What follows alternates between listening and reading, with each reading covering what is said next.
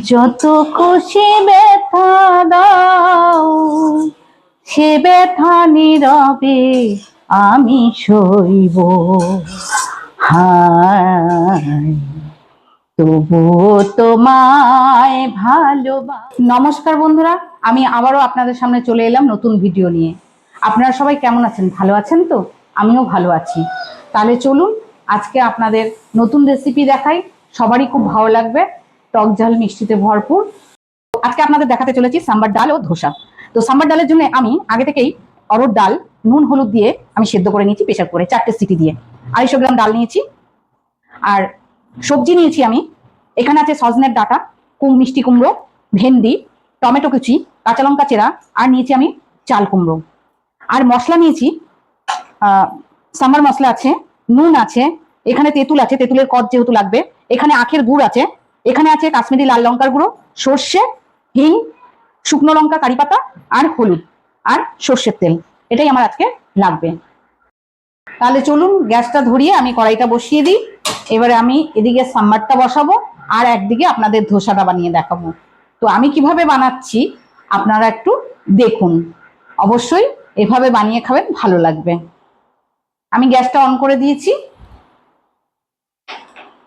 গরম হয়ে গেছে। এবারে কড়াই আমি পরিমাণ মতন তেল দিয়ে দিচ্ছি।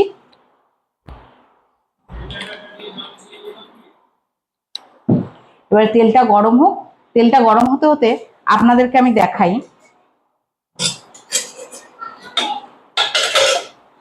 আমি যে ধোসাটা বানাবো তার জন্য আমি ব্যাটারটা আগে থেকেই রেডি করে নিয়েছি। কারণ বন্ধুরা, আমাকে খুব তাড়াহুড়োর মধ্যে ভিডিওটা করতে হয়, তাই আপনাদের সম্পূর্ণটা আমি দেখাতে পারি না। তার জন্য আমি বারবার আপনাদের কাছে দুঃখ প্রকাশ করছি, আপনারা কিছু আমাকে খারাপ ভাববেন না। এই যে দেখুন, আমি বিউলির ডাল আর আতপ চাল ভিজিয়ে রেখেছিলাম কালকে। সেই চালটা ডালটা সম্পূর্ণ ভিজে যাবার পরে আমি এটাকে মিক্সারে গ্রাইন্ডার করে নিয়েছি। এর মধ্যে আমি দিয়েছি নুন আর সাদা জিরে, গোলমরিচ আর ধনে, ওটা আমি ভেজে গুঁড়ো করে নিয়েছিলাম, ওটা আমি 1 চামচ দিয়ে দিয়েছি। আর দিয়েছি আপনার একটু জোয়ান, যাতে একটু স্বাদটা ভালো আসে। তো এই ব্যাটারটা আমি রেডি করে নিয়েছি। আমি সাম্বারটা বসিয়ে আপনাদের ধোসাটা বানিয়ে আমার গরম হয়ে গেছে। এবার আমি তেলের মধ্যে দিয়ে দিচ্ছি কয়েকটি শুকনো লঙ্কা। এবার আমি দেব কালো সর্ষে। এবার এটা ভালো করে হয়ে গেলে এর মধ্যে আমি দিয়ে দেবো একটু হিং, পরিমাণ মতনই আমি দেব। এই যে দেখুন, এতটা মতন আমি দিলাম। এবার আমি দিয়ে দেবো কারি পাতা।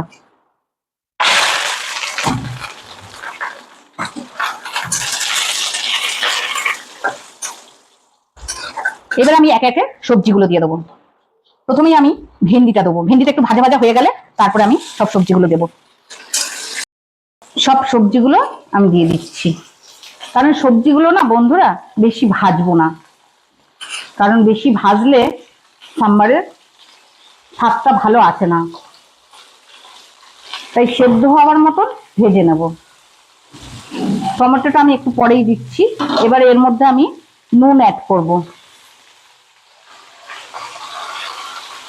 পরিমাণ মতো নুন দিয়ে দিচ্ছি, কারণ যেহেতু ডালে সেদ্ধ করার সময় আমি নুন দিয়েছিলাম। আর যদি আপনারা শেষে গিয়ে দেখেন যে একটু নুন কম আছে, আপনারা দিয়ে দিতে পারেন। এবার আমি সব সবজিগুলো একটু ভালো করে নাড়াচাড়া করে রেখে দিয়েছিলাম। ও বন্ধুরা, আর একটা কথা বলতে ভুলে গেছি, তার জন্য আমি দুঃখ প্রকাশ করছি। এটার মধ্যে আমি দিয়েছিলাম 250 গ্রাম মতন টক দই। এটাকে দিয়ে আমি মিশ্রণটা তৈরি করেছি। এবারে আমি যেটা করব সেটা হচ্ছে গিয়ে এর মধ্যে আমি বেকিং সোডা এই 1/2 চামচ মতন দিয়ে দেবো। এই যে দেখুন, এবারে দিয়ে এটাকে আমি ভালো করে আর একটু রেডি করে নেব। এই যে দেখুন, সবজিটা আমার এরকম সব সবজিগুলো কালারফুল রয়েছে, আর এভাবেই আমি হালকা ভেজে নিয়েছি। এবার আমি এর মধ্যে এক একটা মশলা দিয়ে দেবো। এর মধ্যে আমি পরিমাণ মতন হলুদ দিয়ে দিচ্ছি,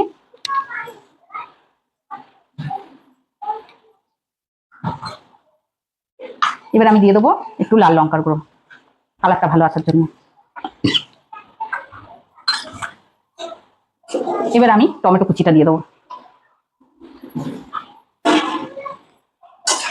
যদি ভুলি বুঝে চলে যাও, যত খুশি ব্যথা দাও, সে ব্যথা নীরবে আমি সইব।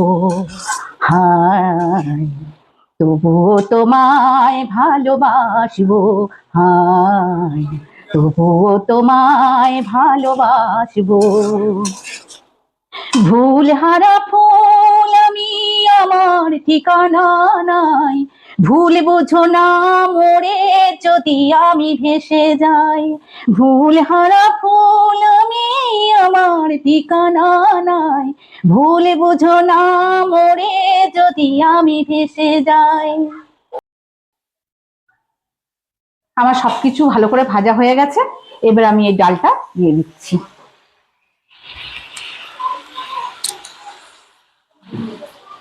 এবার পরিমাণ মতন আমি জল দিয়ে দেব।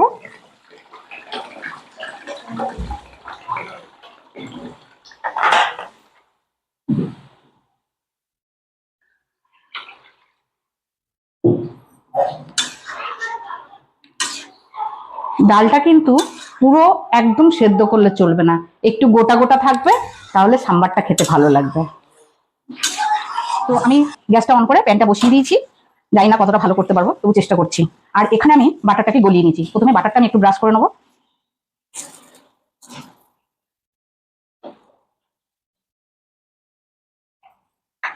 তারপরে একটু জলের ছিটা দিয়ে আমি এটাকে মুছে নেবো।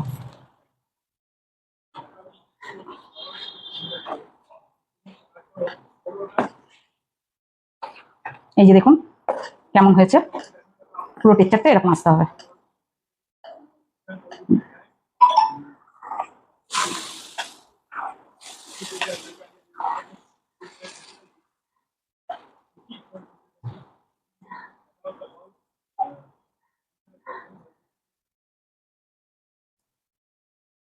এই যে এরকম দেখুন,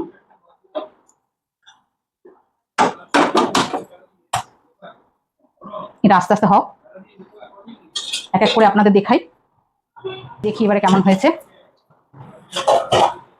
এই যে দেখুন কি সুন্দর কালার এসছে।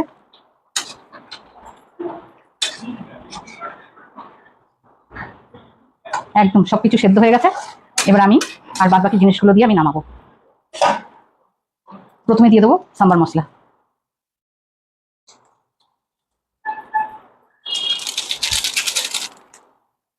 এবারে আমি দিয়ে দেবো আখের গুড়, যেটা আপনাদের দেখিয়েছিলাম, ওটা আমি একটু জলে গুলে নিয়েছি, এবারে ছাঁকনি ছেঁকে দিয়ে দেবো।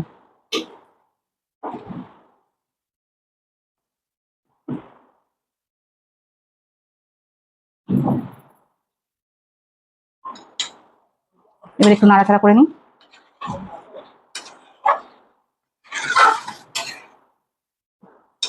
বন্ধুরা কেমন হয়েছে, একটু ওপর দিয়ে বাটার ব্রাশ করে দেবো,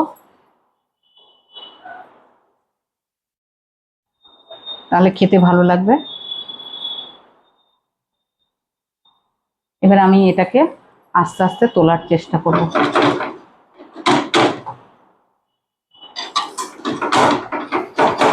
পাটটা দিয়ে দেবো।